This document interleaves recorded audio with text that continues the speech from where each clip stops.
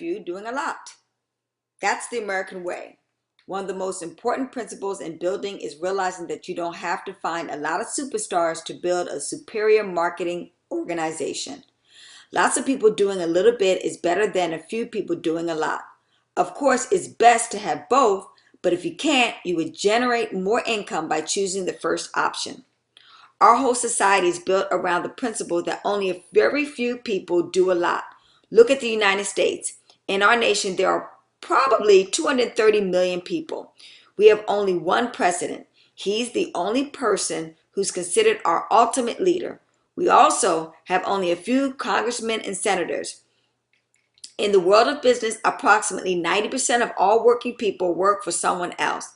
The other 10% are among the few people who put it all on the line and run their own business. What about wealth?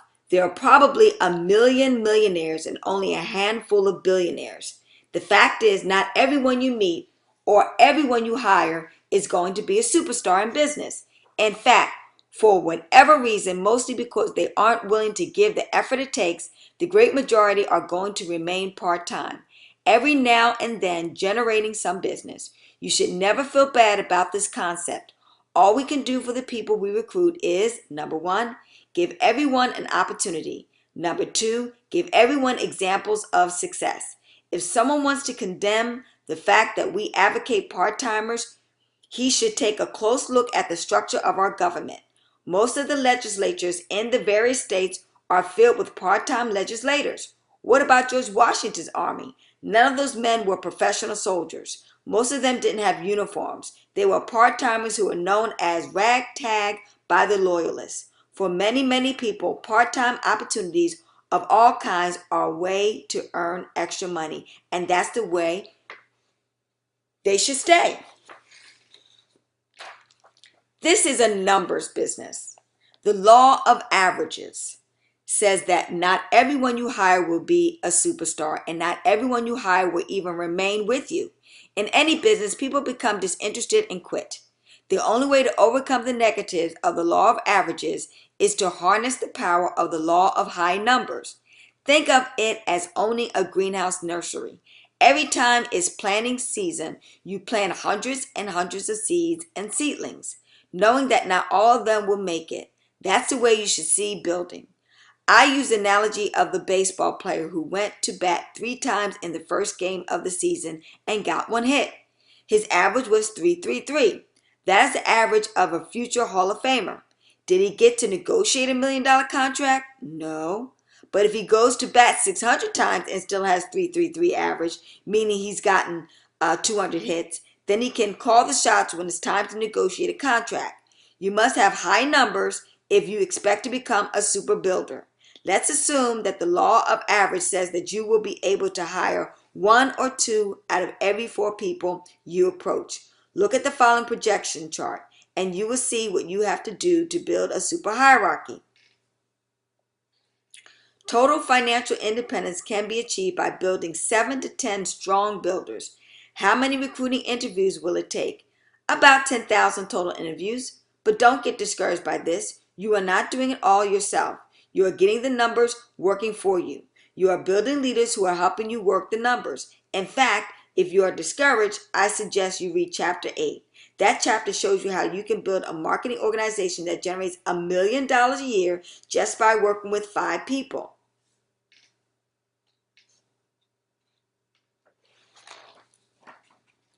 Dud power. Don't get me wrong. By the word dud, I do not mean a person is a dud or undesirable to have in your organization or who is a failure at building a big business. Although that's the meaning most people have in mind when they call someone a dud. I am talking about people who, by choice, only give it enough effort to do a small amount of business. Never fault these people and never take them for granted.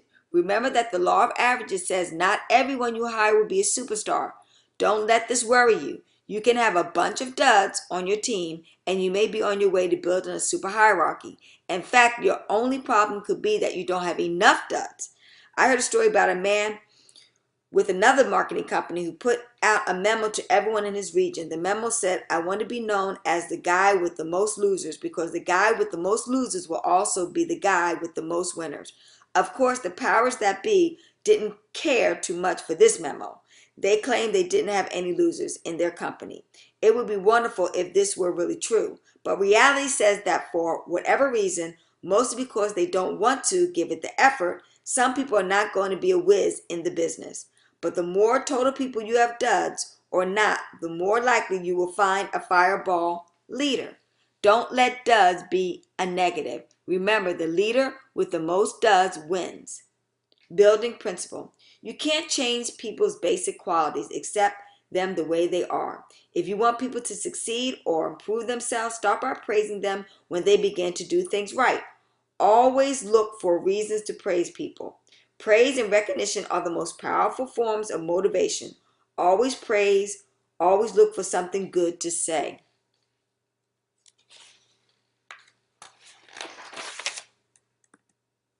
Chapter 5, Speed Width. Recruit in bunches. To say you're going to go wide isn't enough. How wide is also consideration. When trying to build, how can you tell who will make it in this business? You can't. I certainly can't.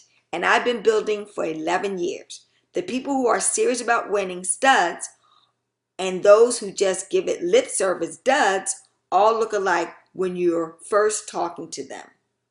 That's why you should look for a bunch of people. There's just no way of prejudging a person when you are trying to hire him or her. He may look good and sound excited about the business opportunity, but never amount to anything. When I used to coach midget league basketball, we would have 20 to 25 kids showing up for our first practice. At the beginning of practice, most of the kids looked alike in terms of ability. But after putting them through drills, watching them run, dribble, pass, and shoot, I could determine who our best 5 to 8 players were. Some who looked like they would be great before we started turned out not to be the studs I thought they were, and vice versa.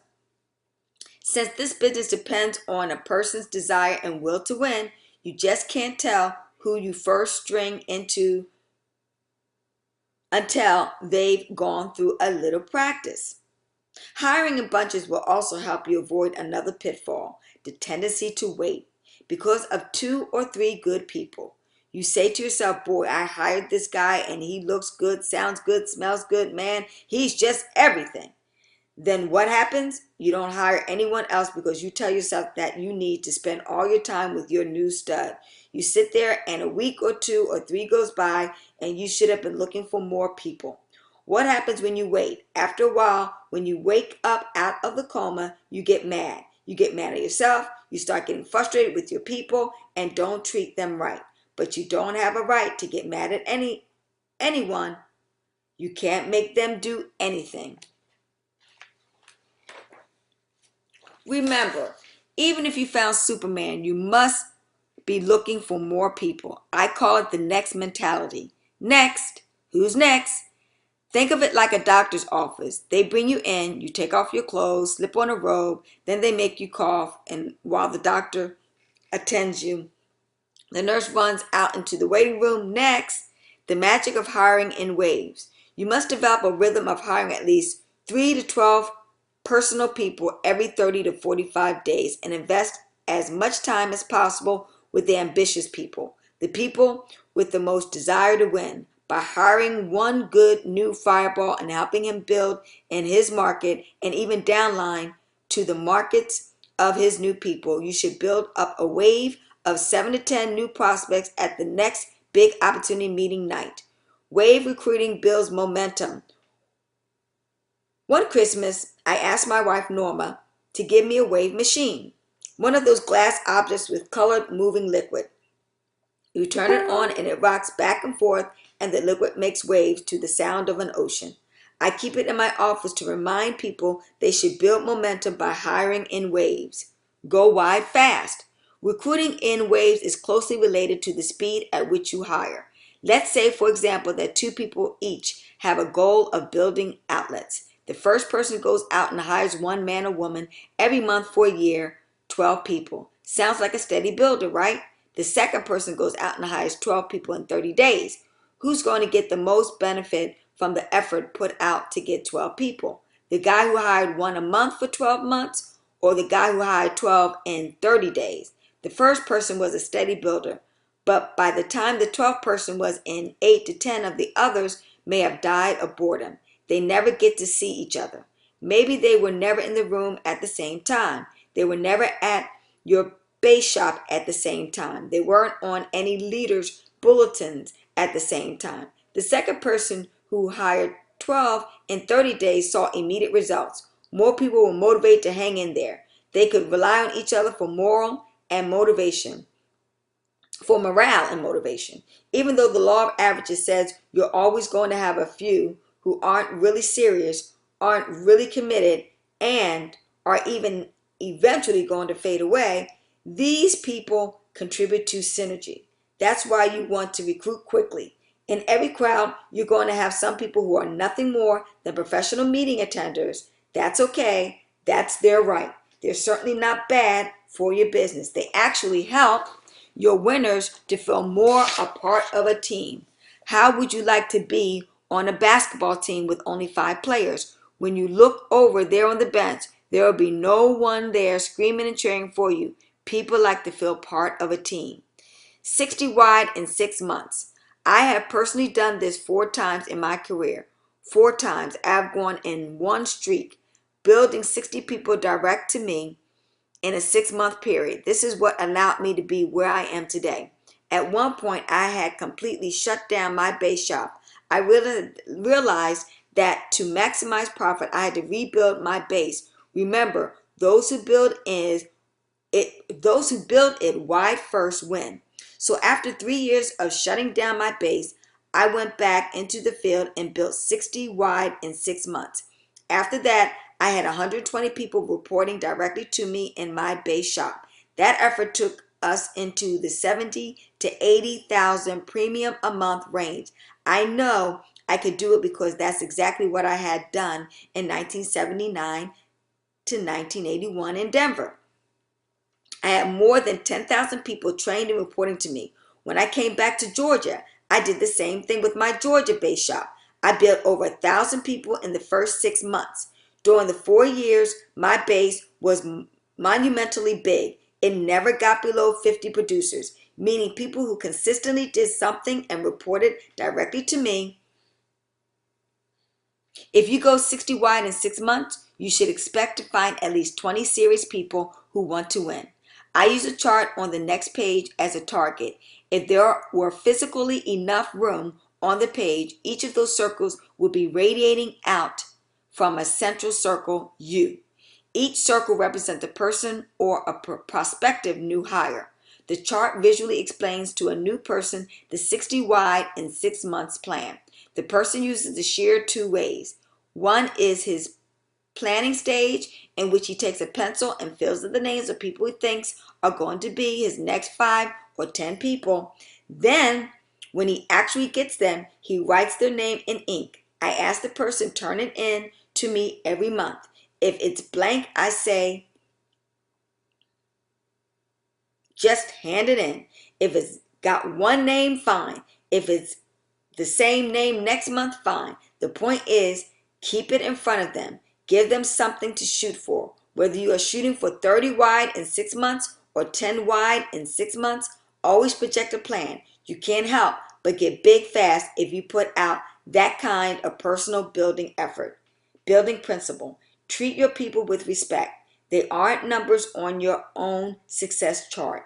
They are real people who deserve to be treated with courtesy and respect. All great leaders add the human factor to all aspects of their business.